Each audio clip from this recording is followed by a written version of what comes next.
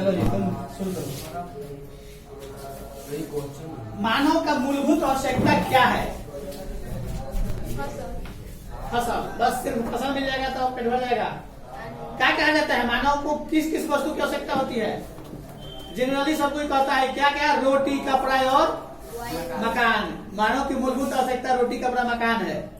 रोटी मिले, कपड़ा मिले और मकान मिले, बस वही काफी है।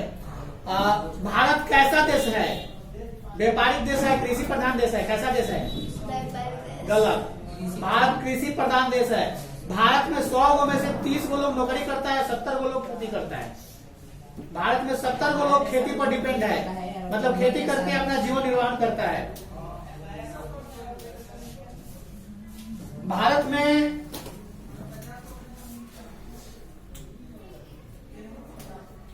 बिहार कृषि प्रधान राज्य है या नहीं है? बिहार में कौन कौन से फसल उगाई जाती है? ये कोई जरूरी नहीं है कि नहीं जानते हो तो मत बताओ, जो जानते हो वही बताओ। बिहार में कौन कौन से फसल उगाई जाती है? कौन कौन से उगाई जाती है जी? बताओ तो भी। हाँ बोलो। धान, गेहूं, मक्का। हाँ गेहूं, धान ठीक है। मक्का ठीक है। चना भी बहुत अच्छा उगाया जाता है यहाँ पे। मटर भी उगाया जाता है। और कोई? प्याज। हाँ प्याज भी बिहार में अच्छा खासा। नालंदा जिला पूरा प्याज उगाता है। नालंदा में इतना प्याज उगाया जाता है कि मत कहो। जैसे हम लोग आलू कोड़ के बोरा में कसते हैं खेत में ना, ठीक वैसे वो प्याज कोड़ के 20 बोरा 50 बोरा मतलब खेतों में छोड़ देता है लोग। जलिया वाला बोरा नहीं होता है, उसी में कोड़ के बांध के रखता है लोग, जो के व्यापारी आता है ले जाता है काटा पर जोड़ के। बता दें कि बिहार बहुत ऐसे फसल है जो कि अच्छा खासा उत्पादन करता है। यहाँ प्याज भी होता है, चावल भी होता है, गेहूं भी होता है और मक्का भी होता है, चना भी होता है। क्योंकि यहाँ रेतीली भाग यानी कि समुद्री दरियाओं किनारा गंगा जी पेटी में चला जाता है ना, तो बाकी वो सब दियर वाला क्षेत्र में चना सबसे अधिक मात्रा में होता है लोग। उधर दियर होने के कारण उतना जियान नहीं होता है। जहाँ संघनन जनसंख्या है, जैसे हम लोग अपने खेत में अगर चना बन गए तो पता चलेगा कि रात में लोग काट लेगा साग खाने के लिए, ऐसा होता है ना। यहाँ सब लोग अधिकतर चोरी करके खा जाता है लोग। अधिकतर कोई अगर फसल को ऐसा उगाया जो आसपास में नहीं कभी बोआ जाता हो तो पता चलेगा कि लोग इस तरह चुरा लेगा, या तो मांग के खाने वालों की संख्या ज्यादा है, खरीद के खाने वालों की संख्या कम है। अगर तुम्हारे खेत में कोई चीज हो या तुम अगर कोई फसल उगाते हो तो यहाँ मांग कर खाने वालों की संख्या ज्यादा है। और यहाँ अपना राज्य बिहार राज्य में यह एक परंपरा बनी है कि हम लोग के यहाँ कोई फसल होता है, जैसे अगर एक लौके की पौधा लगा दिए हो और 100 को 50 को लौका फर गया, लौकी, तो उसको तोड़कर पहले क्या किया जाता है, गांव में लोगों को बांटा जाता है यहाँ। लेकिन और जगह नहीं, और जगह तोड़कर मार्केट में भेज दिया जाता है कि भाई बेचेंगे तो 2 पैसा होगा। इसलिए हम लोग समाज में बंधे हुए हैं और एक दूसरे को बांटते हैं, तो बांटने के बाद हम लोगों को भी कुछ मिलता है। चलो आगे चलते हैं। फसल बोने से पहले क्या किया जाता है? फसल बोने से पहले खेतों में क्या क्या किया जाता है? सिंचाई तो पहले नहीं की जाती है, फसल बोने के बाद की जाती है। सिंचाई का मतलब पटाने का काम। जुताई हो जाता है। निराई मतलब कह सकते हो कि उसके घास को अलग करना। चलो हम लोग अभी आलू की फसल को छोड़ दिए। बिहार में सबसे ज्यादा आलू की फसल उगाई जाती है। फसल को अंत में, तुम भी खड़ा हो जाओ, फसल जब हो जाता है तो अंत में उसका क्या किया जाता है? मैंने कटाई के बाद भी जब सब कुछ रहता है, जैसे गेहूं हम लोग काट कर रख लेते हैं, तो अंत में सबसे अंत में क्या करते हैं? जैसे आलू हो गया, लास्ट में हम लोग क्या करते हैं? एक शब्द में बता सकते हो? कोल्ड स्टोर यानी कि कोल्ड स्टोर का मतलब ठंडा घर, यानी कि भंडारण घर। भंडार कर दिया जाता है।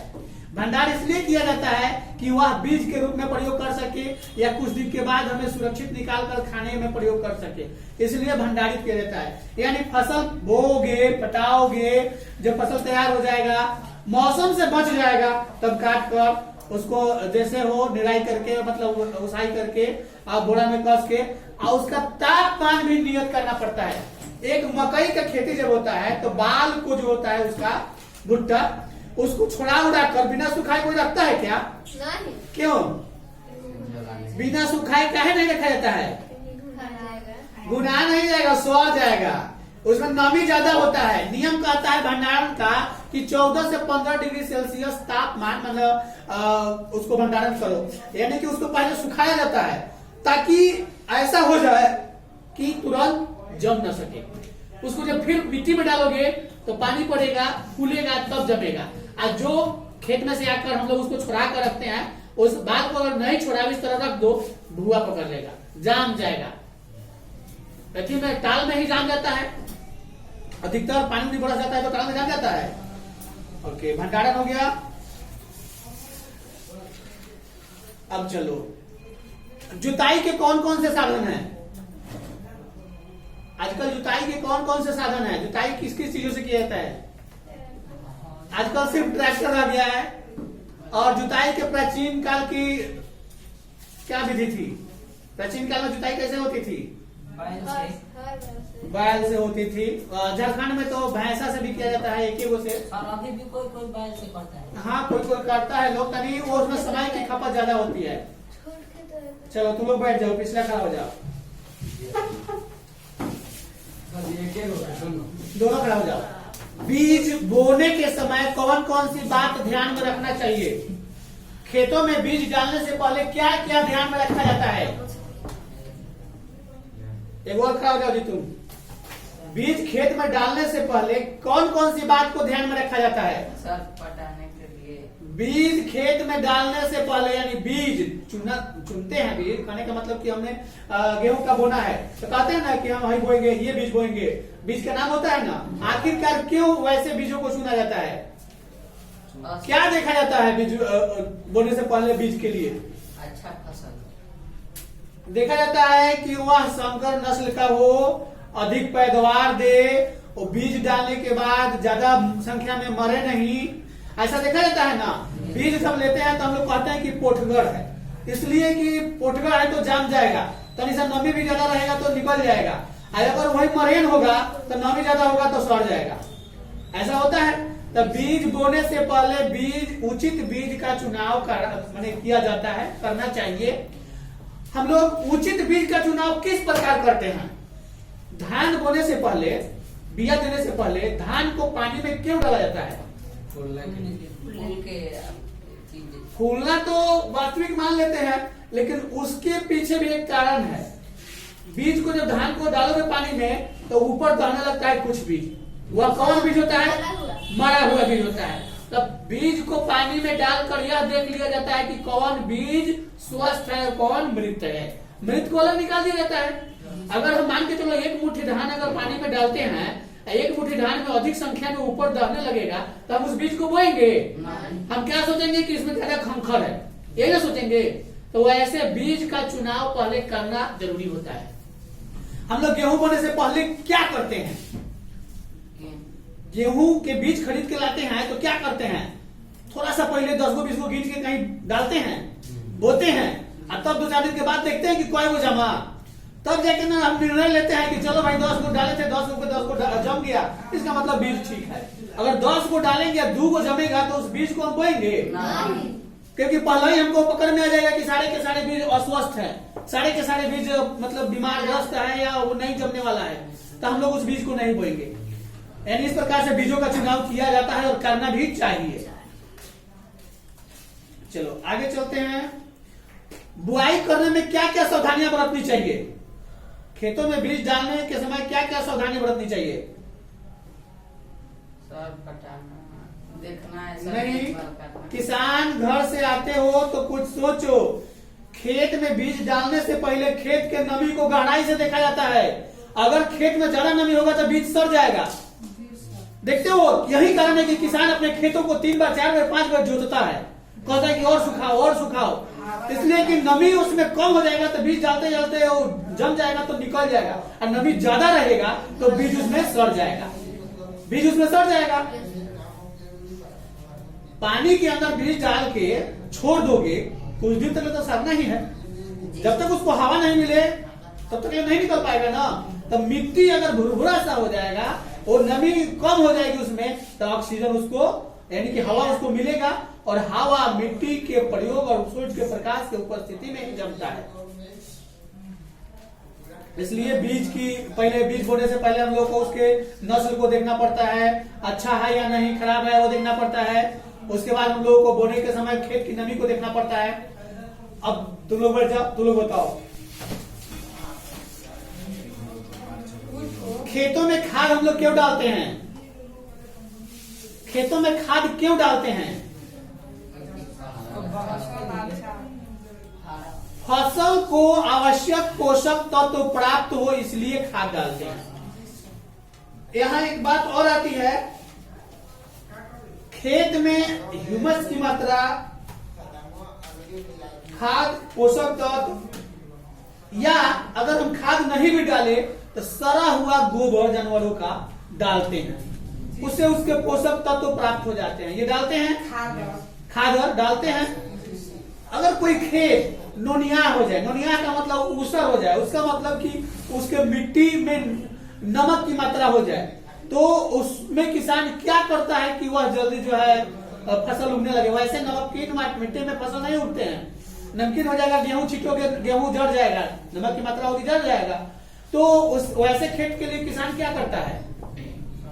साधारण सा उपाय किसान ढूंढता है, या तो खाद खड़ी की मात्रा ज्यादा दे दे ताकि वो कंट्रोल में आ जाए, या तो एक छह माटी उठवा देता है। यही ना करता है, एक छह माटी कटवा के हटवा देता है, उसके बाद जोतवा कर उसमें खाद की मात्रा देकर अपना बुआई करता है ताकि फसल अच्छा हो।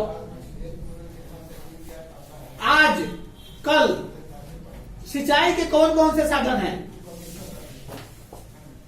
आजकल सिंचाई यानी खेतों को पानी देने की कौन कौन से साधन है? हाँ, मोटर है, पंप सेट है, और नदी नाला। चलो पहले तो रेहट था, ढेकी था।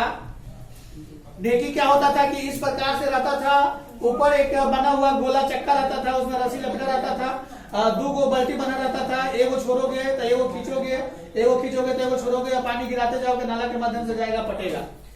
हम देखे थे बचपन में कि हम लोग के खेत तक पानी पहुंचने में बोरिंग चालू करने के 1 घंटा बाद पानी पहुंचता था। आस्ते आस्ते नहीं, दूर से पानी नाला के माध्यम से आता था। तो जो पहले अपना खेत में खुलवाएगा उसका 1 घंटा यही में जाएगा नाला में पानी, और उसके बाद जो खुलवाएगा उसके बाद तुरंत हो जाएगा, उसके बाद उसमें खोल दिया जाएगा। ऐसे होता था।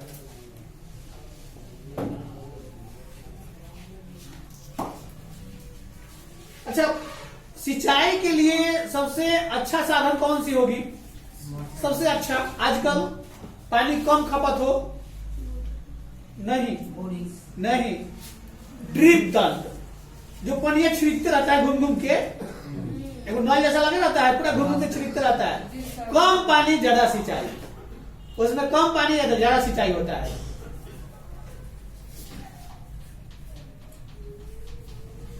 भंडारण क्यों किया जाता है? फसल काटने के बाद, सब कुछ करने के बाद उसको भंडारण क्यों किया जाता है?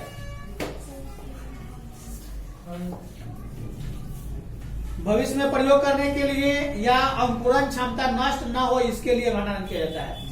अगर गेहूं को घर पर रखते हैं तो घुन लग जाता है, क्या घुन वाला वो जमेगा? नहीं जमेगा। इसलिए उसको सुरक्षित रखने के लिए भंडारित किया जाता है ताकि उसमें घुन न लगे, और घुन न लगेगा और सही तापमान में रहेगा तो उसको खेत में डालोगे तो जम सकता है। आज हम लोग खरीद के बो रहे हैं, पहले खरीद के नहीं बोया जाता था, पहले बेरी में से निकाला जाता था, उसी गेहूं को बोया जाता था। भंडारण में नहीं घुमाएगा, उसमें दवाओं का प्रयोग किया जाता है, उसमें सिर्फ चूहा क्षति करता है लेकिन घुन क्षति नहीं कर सकता है। धान की फसल को कौन सी फसल कहा जाती है? रबी फसल या खरीफ फसल? खरीफ फसल। रबी फसल गेहूं की फसल को बोली जाती है। हाँ, रबी फसल बोला जाता है। चना की फसल को रबी फसल बोला जाता है। उर्वरक क्या है? कार्बनिक पदार्थ है कि अकार्बनिक पदार्थ है? खर पतवार हटाने की क्रिया को क्या कहते हैं? सिंचाई की, निराई की, जुताई की, कटाई? गलत। खर पतवार हटाने की सोहाई, निराई, जानो। अनाज का भंडारण कहाँ किया जाता है? एफसीआई गोदाम में कि जूट के बोरा में कि धातु के पत्र में कि कोठी में कि सब में? ओके, जूट के बोरा में यानी चट्टी वाला बोरा में करोगे भंडारण तो ठीक है। धातु के पत्र में और कोठी में, एफसीआई गोदाम में किया जा सकता है। चलो बैठो, इसी पार्ट का तुम लोगों को हल करना है।